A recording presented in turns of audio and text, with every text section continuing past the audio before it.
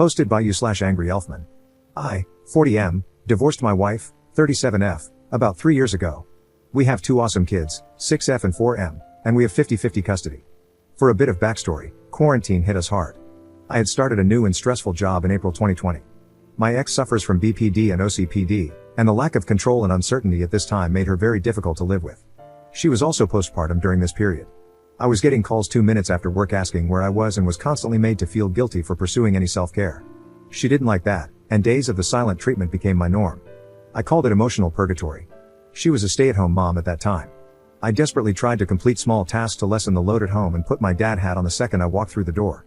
I put the kids to bed, washed bottles, cleaned the kitchen, etc. She was always focusing on what I didn't help with. I begged her to talk to a therapist and see if medication might be appropriate. I did convince her to come to marriage counseling, which we attempted for about 6 months. In those sessions, it became clear that my feelings weren't going to be heard or considered. I decided to just work on myself and my codependency. I began to work on my self-esteem, setting boundaries, and not questioning my reality and my feelings. The healthier I got, the worse she seemed to get, which might sound strange to some. The night it all came undone, I was watching a playoff game outside on the patio. It was a Tuesday night. I had told her in advance that the game was important to me. I got the kids down and began watching the game. She came outside and asked if I could help her pick up around the house. We had someone coming to help with cleaning on Friday, so she wanted to tidy up. I told her, I can't help tonight because I'm watching the game, but I could help tomorrow. She slammed the patio door, came back out while the game was in overtime, and unplugged the TV. I walked out of the house and finished the game on my phone. After that, she asked me to go to a hotel and locked me out of the house. When I asked to come back, she told me to get an apartment, which I did. A week later, she begged me to come back. I agreed, but under the advice of my therapist, I kept my apartment in case she changed her mind. Over the next month, she became obsessed with me breaking my lease. Eventually, I had a moment where I knew I was done trying. The divorce process was messy. She faked a pregnancy and tried to prevent me from getting 50-50 custody. The truth eventually came out, and she caved. At times, I considered fighting for full custody, but I know the kids love their mom, and it would have broken her. If you made it this far, thank you for your patience. On to the present issue. Our decree states that we alternate spring breaks. My ex took the kids out of state for the last 2 years. She asked me in February if she could take them again this year. I agreed because I didn't have plans, and I feel it's important that they see family. She told me she was driving, so I agreed to more time to allow them to travel safely. I made one request: please do not take the children to see my mother. She has done this the last 2 times she traveled there. I don't talk to my mother because she stole $60,000 from my grandmother, among other things, and refused to even acknowledge her fault. I now care for my grandmother and moved her here.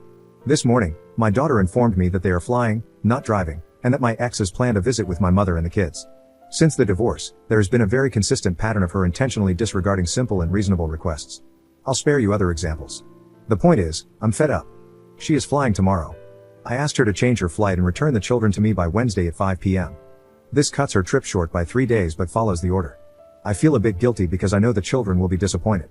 Logically, and based on history, I know this is the only thing she responds to, and I'm sick of being taken advantage of. What are your thoughts? I'm open to hearing that I'm being unreasonable if you feel that's the case. I desperately want to just do what's best for the kids, but this often conflicts with enabling toxic behavior and her disregarding simple boundaries. Thank you for taking the time to read this. Commenter. You know this arrangement isn't sustainable, right? And it's damaging your children? This isn't about how much your kids love their mom. This is about helping them to be healthy, happy humans. Who do you think is bearing the burden of your ex's BPD and OCPD now that you aren't a full-time target? Why are you allowing her to travel alone with your kids? What happens if she goes off the rails in the middle of a strange airport with your kids in tow? Why are you not demanding an exact schedule and frequent check-ins? Your ex lied to you about the details of the trip to get you to agree. It's great if you want to be kind and understanding with her, but don't be careless with your kids. Stop extending her grace at the expense of your children. Update 1. I posted in April seeking guidance on whether I should attempt to enforce an order to cut my ex-wife's vacation short. Long story short, she has a long history of lying and manipulating situations to gain time and access to the kids. After processing all the comments, I realized that while I may not be the jerk, I am part of the problem. My flexibility with my ex was enabling and emboldening her behavior. Religiously sticking to the order has been my mantra ever since. I am grateful for the tough love in the comments, which truly helped wake me up to the situation. Thank you again to all who contributed to the original post in the comments. I did ask my ex to return the children on my scheduled parenting day. I told her that because she had lied about her travel plans, I needed her to bring the kids back early. Her response was to tell me how awful I was to do this to the children. The day came, I went to the pickup spot, and she didn't arrive. She refused to answer my calls and texted me screenshots of me agreeing to give her the extra time, along with more guilt about my behavior and weaponizing the children, etc. I tried to contact my family law attorney, but he was on vacation. I set up an appointment with him and contacted local law enforcement. The police were not interested in my call. They told me it was a civil matter and that I needed to contact the court and judge who created the order. I felt a combination of anger and helplessness. If anyone has ever co-parented with someone with personality issues, you know exactly what feeling I am describing. I decided to take full responsibility for my role in the matter and use it moving forward. Since April, I have followed the order and respectfully denied all of her requests for extra time. I have ignored the subsequent pushback and guilt tripping that inevitably comes when she doesn't get what she wants. I felt the need to update as a cautionary tale to others who are co-parenting or considering leaving a partner with personality disorders and high conflict behavior. This month, my ex informed me that she married someone from the military. I suspect she had an affair with this person during our marriage, but this is really irrelevant to this post. She emailed me, asking to relocate the children to a base literally across the country in a remote area where there are no direct flights and the travel time is over 10 hours. She has no family there, and the move would take the kids from everything they know. She proposed a plan to make me the summer parent. I respectfully shared my concerns and said that she could absolutely move, but that she would have to become the summer and holiday parent. 2 weeks later, she filed a motion to relocate with the court. She hired an expensive law firm and stated in her motion that she was a victim of domestic violence, and that I was uninterested and uninvolved with the children, and on several occasions, I have surrendered my parenting time. She has weaponized my flexibility and genuine efforts to co-parent. I won't waste your time defending myself and will say that she never brought any DV up at any previous hearing, there were never any charges or police reports, and she agreed to give me 50-50 parenting time. This, along with the timing of her new marriage and the motion, speaks volumes. At best, our relationship was unhealthy and mutually toxic.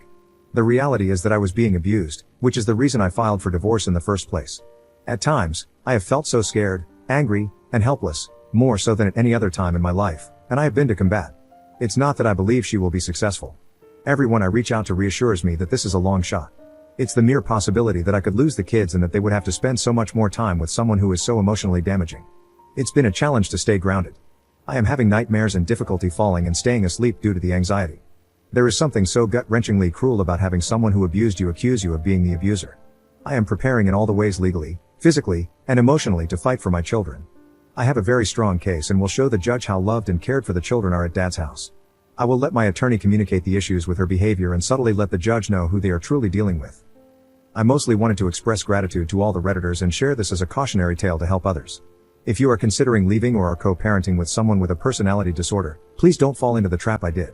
Keep your boundaries in place, stick to the order, and document high conflict behaviors so that you are prepared to protect yourself and your children. If you believe in prayer, I would appreciate them in any form. I will update again after the trial. Commenter. Don't subtly demonstrate anything to the judge. Work with your attorney to throw your wicked ex all the way under the bus. Has your ex ever used illicit substances? Has she ever cheated on her taxes? Has she done anything illegal that you can document and substantiate? Gather everything you can to torpedo her character and demonstrate her lack of fitness to parent. If she can be incarcerated, all the better. Also, try to get dirt on her new husband. Establish that your kids would be unsafe living with him. There's absolutely no reason to try and salvage any sort of civil relationship with a psycho. You need to go scorched earth and bury her in court. Your ex is a bad person, and you don't cut bad people slack.